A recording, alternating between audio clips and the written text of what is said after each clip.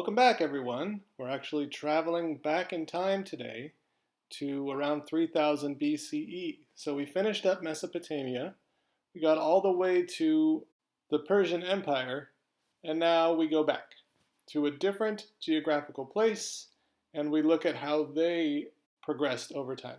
And spoiler alert, the Egyptian art doesn't really progress that much over 3000 years. We'll see some innovations here and there, but it kind of stays the same, and there is a very specific reason for that, which we will discuss over the next 4 lectures.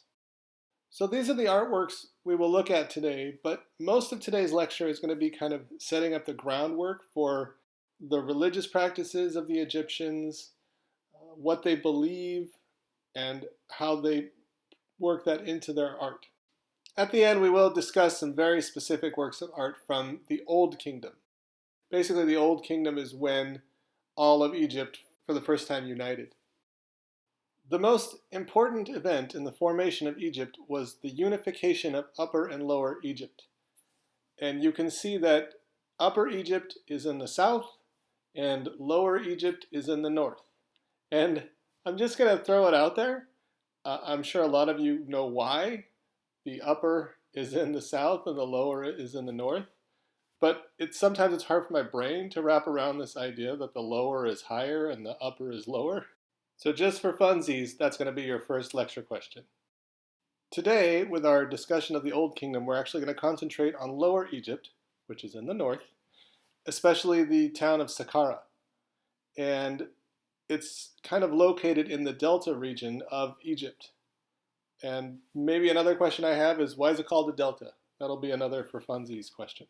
The Nile was the lifeline of the Egyptian people. Everything depended upon the Nile. And the yearly flooding that would happen was very important. And they often tried to harness the flooding in different ways. Sometimes they succeeded, sometimes they failed. Everything, prosperity of Egypt, was related to the flow of the Nile River. All big construction projects would actually take place when the Nile was flooding because the farmers couldn't work. So it dictated all of life. There are a few patterns that emerge over the 3,000 years of the Egyptian Empire. And the first one is that it's strongest when the power is concentrated in a single strong pharaoh, and then there is a clearly delineated system of responsibility rather than having a number of capitals and different people in charge of different places. And sometimes there are weak pharaohs, and when there are, people take advantage and they will invade, or another person who thinks they have the claim to Pharaoh will try to take over. What stays the same, however, is the ideal of a single powerful ruler in charge. So even in periods of chaos, Egypt understands that there can only be one pharaoh. In addition to these patterns, there's also some parallels between what we saw in Mesopotamian religion and governance and then the Egyptian system. For example, the pharaoh served as high priest for all gods. He mediated, or she mediated, between the people and the gods. But the pharaoh was also divine, or at least the office of the pharaoh was divine. People could draw a distinction between the office and the ruler. And sometimes people would recognize that some pharaohs were more effective than others. And that's where you get these weak pharaohs leading to periods of chaos. So the idea of the office of pharaoh is divine, but maybe the person who is the pharaoh isn't as strong as others. It's kind of similar to the papacy in Rome, where the Pope represents Peter, like the person who has the keys to the kingdom and is infallible, but a different person can be the Pope. The pharaohs passed down their power through their families. That's literally the definition of a dynasty. The history of Egypt is counted in dynasties, but anyone could seize the power of Pharaoh. During Egyptians' 3,000 years of history, there have been a few women, some foreigners, people from outside of Egypt, and some commoners have become pharaoh. The Predynastic period ends around 3100 BCE with the unification of Upper and Lower Egypt. The Old Kingdom starts around 2700 and it runs to about 2180 BCE. That's dynasties 3 through 6. We'll talk about the Old Kingdom today. And in the Old Kingdom, pharaonic power is concentrated in Memphis. Besides silly art memes, I love etymology, or the origins of words. And Pharaoh is the most popular title of an Egyptian king, but it's not an Egyptian word at all. Egyptians didn't call their kings pharaohs until very late in their history. Pharaoh is actually a Hebrew pronunciation of the Egyptian word per-ah, and that means great house. Egyptians believed that pharaohs were necessary and needed divine status because the only way to tightly organize a big and diverse kingdom was to have this divine single ruler. And the upper and lower thing and the unification of them becomes really important as well, and we'll see it all the time in the artwork.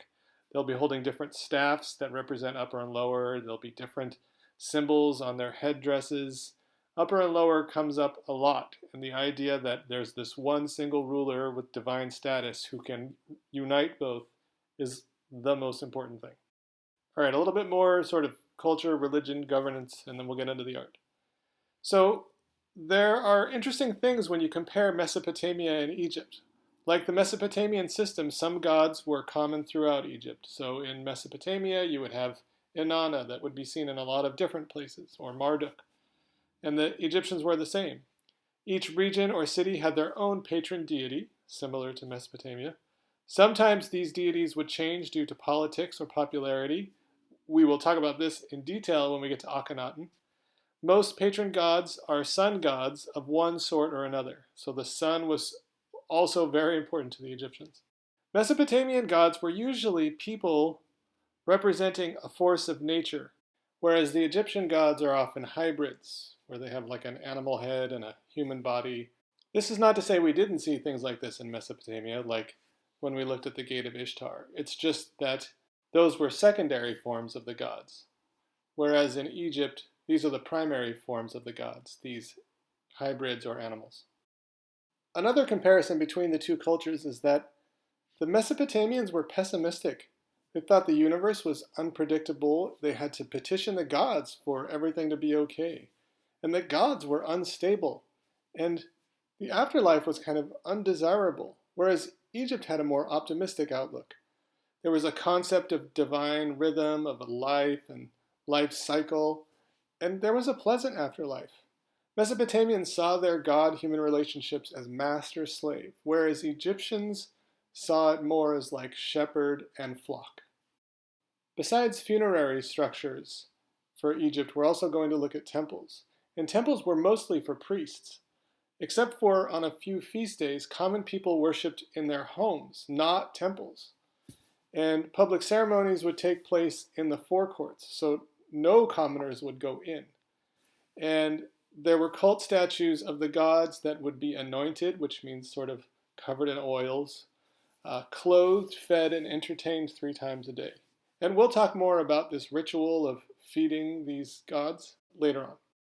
One thing that we know for sure about the Egyptians is that death is very important, and it's almost the only real source of knowledge we have about them. Everything we know about them is through the death rituals.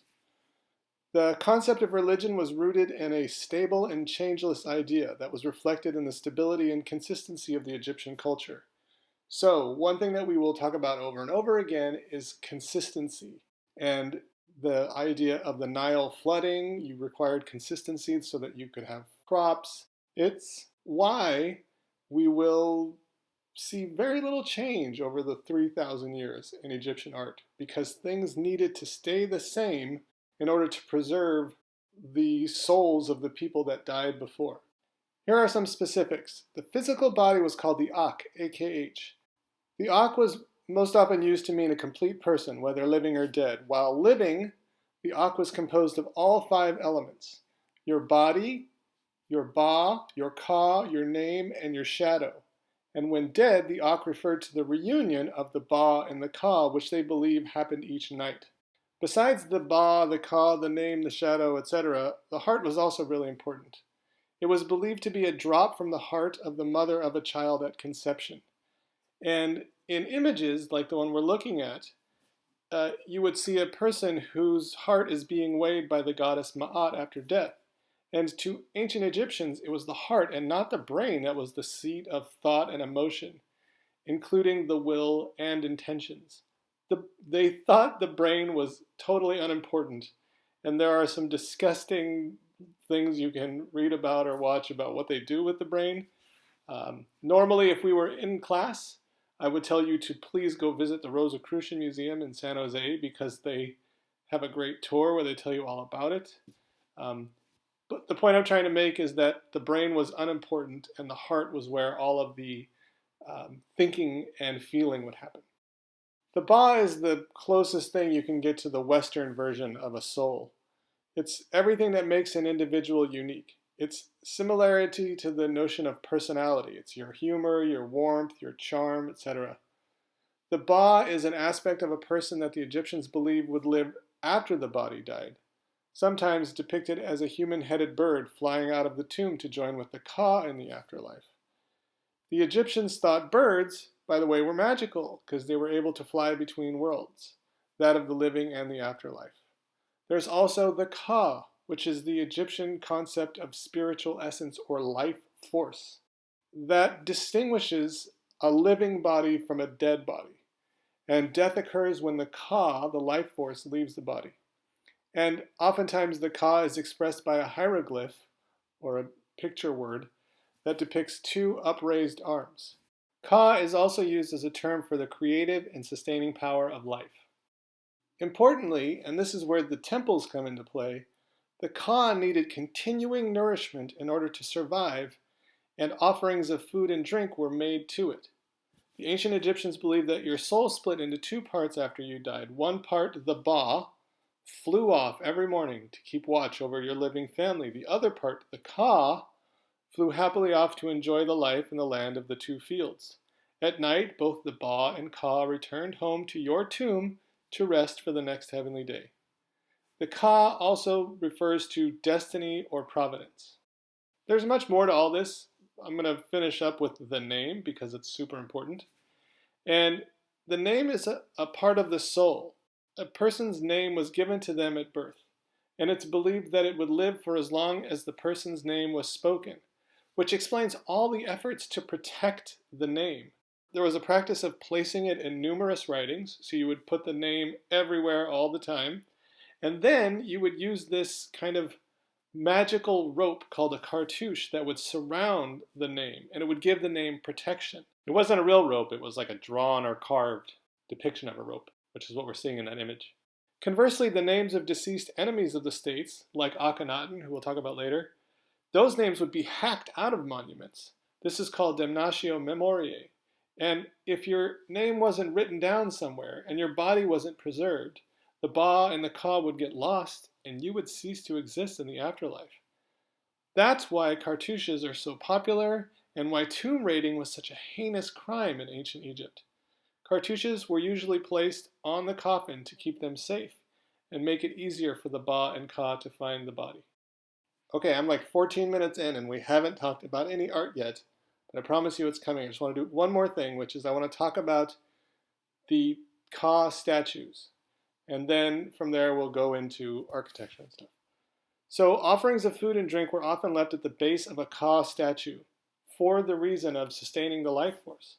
Ka statues were attended by priests, food sat for the day, and then of course it was eaten by the priests.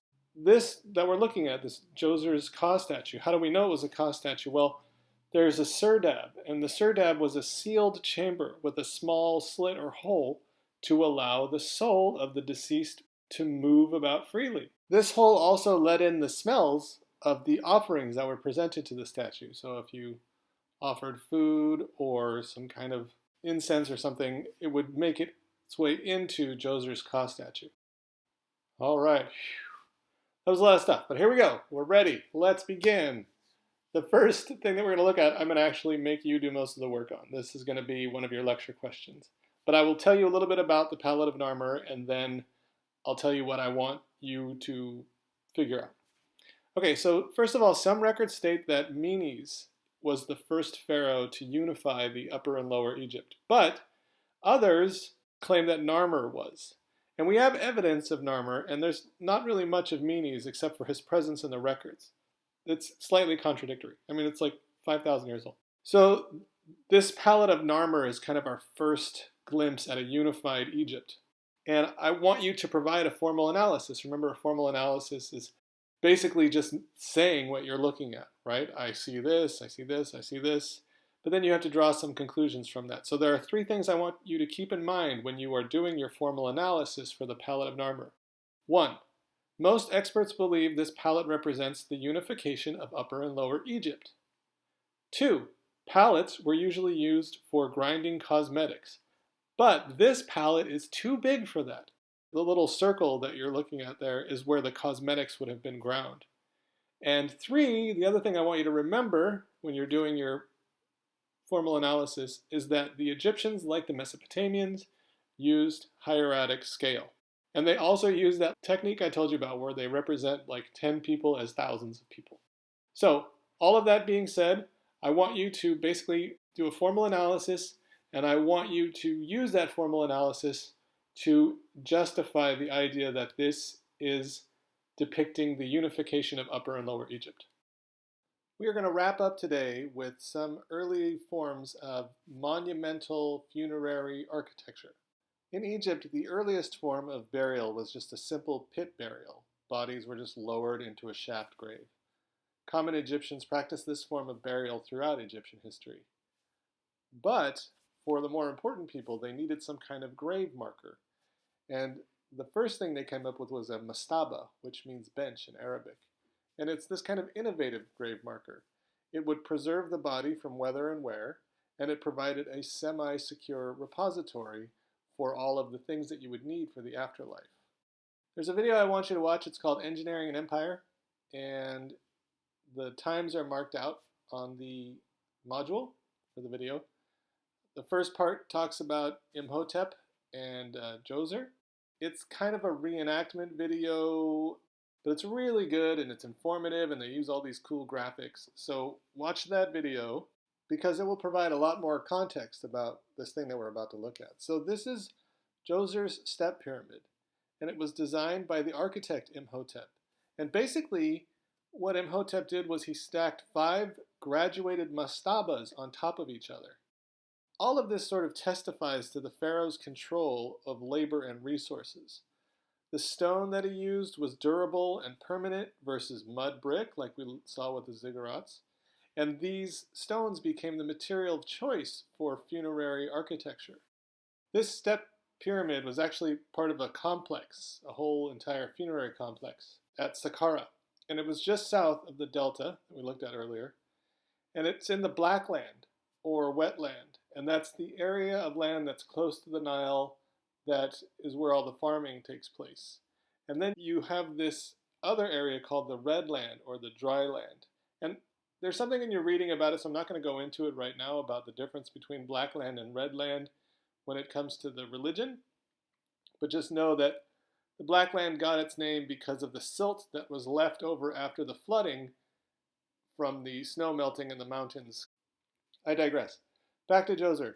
Okay, so this is kind of a chicken and egg thing. I'm not really sure how this works out, but the pyramid is actually a really good symbol of Egyptian society and economy. So the question is, did Djoser make the pyramid because he wanted to make this statement about the society in Egypt, or did he build it and then people were like, oh, this is just like our society? It's interesting. It's possible to solve this riddle. I just don't know the answer.